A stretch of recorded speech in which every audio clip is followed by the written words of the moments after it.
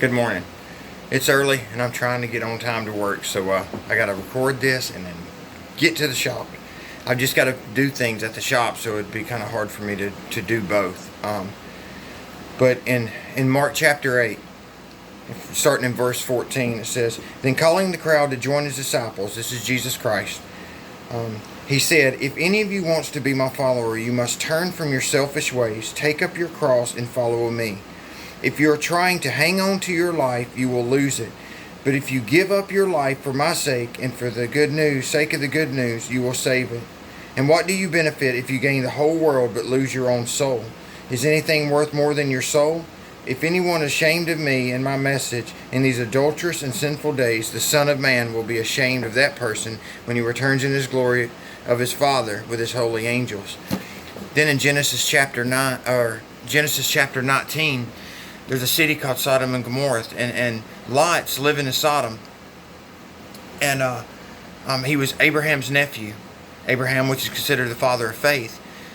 Well, God sent two angels there to basically destroy the city, fire and brimstone, because it's wickedness. Part of it was sexual perversion, I'm sure, lying, stealing, everything, and men even wanted to try and rape the angels when they came in to Lot's house. Make a long story short, the angels told him they need to get out, that the Lord's fixing to destroy the city. And Lot did. He left with his wife and his two daughters, and they left out of the city. But on the way out that morning, his wife, it says, she turned around to look at the city. And they warned her not to, all of them, don't turn around and look at the city. But she did. And when I apply it to that verse in 8, it can have a couple of meanings. One, looking on exactly God's wrath coming upon the city, which she wasn't supposed to see. But two, in the Hebrew, it talks about a longing. When she was looking back, she was wanting to hold on and was sorrowful for what she's left, the part of the world she was in.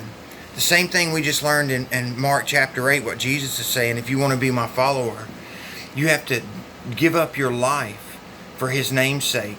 Well, what does that mean? Well, I'll tell you what it means. It means we put him first. It means that our cares become his cares, that we're willing to give up every single thing on this earth, whether it's money, even family, whatever it is, for his name's sake. And he's definitely not saying you go and shun your family by any means. God wants our family to be one and us to be one and lined up with Christ, with him. But he says there's going to be division, see?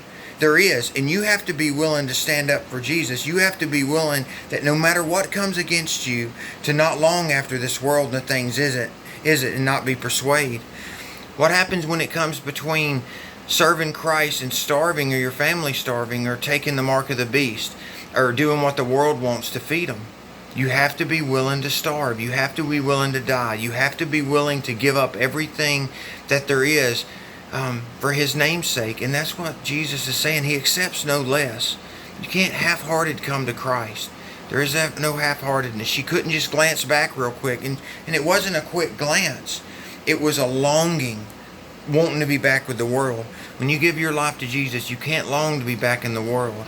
Examine your heart, as Paul tells us. See where you're at. Are you longing to be back in the world? Are you really set free? If you do long, ask God to set you free and ask him how. I love y'all. God bless you.